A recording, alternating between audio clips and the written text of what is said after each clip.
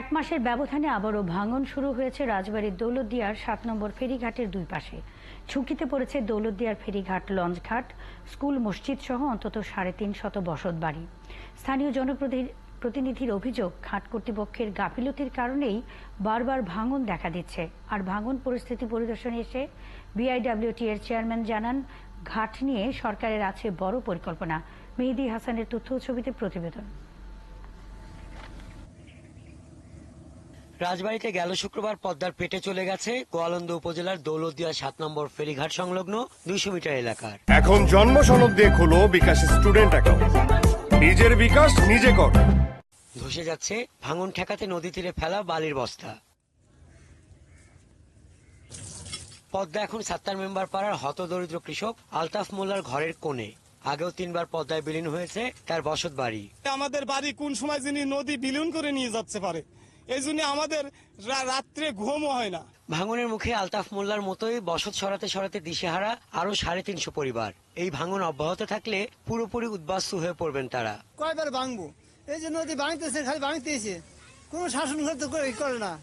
এই যে অসহায় মানুষ আমরা বসে আসে তখন ভাঙি, খালি ভাঙতেছে। এখন তো ৪ বার ভাঙছি, এবার যেমন বাগান কায়দা হওয়া গেছি। যদি ভগলি সহায়তা করে তাহলে সে আমরা বাঁচবো, তাহলে সহায়তা না করলে তো বাঁচার কায়দা নাই। এই নদী শাসনের কোনো বন্দোবস্ত কেউ করে না, কোন চেয়ারম্যান না, মেম্বার না, উপজেলা প্রশাসন না, এমপিরে তো ইয়ার দেখেই না। ভাঙন ঠেকাতে বিআইডব্লিউটিএ নদী তীরে জিও ব্যাগ ফেললেও এসবের মান নিয়ে অভিযোগ এলাকাবাসীর। এই এলাকায় বারবার ভাঙনের জন্য ফেরিঘাট কর্তৃপক্ষকেই দায়ী করেন স্থানীয় ইউপি চেয়ারম্যান। খুব তাড়াতাড়ি এখানে বস্তা ফেলানোর ব্যবস্থা করুন। শুধু আপনাদের ঘাট রক্ষা করার জন্য না, আমাদের পার্শ্ববর্তী যে গ্রামগুলো আছে, গ্রামগুলো রক্ষা করার দায়িত্ব আপনাদের জন্য। এই ফেরির জন্য এই গ্রামের সমস্ত কিছু ভেঙে যাচ্ছে। আপনারা কি বলেন? অবশ্য ফেরিঘাট ও এর আশেপাশের নদী তীর রক্ষায় বড় পরিকল্পনার কথা জানালেন বিআইডব্লিউটি এর চেয়ারম্যান। তবে আপাতত ভাঙন ঠেকাতে জিও ব্যাগই ভরসা জানান তিনি।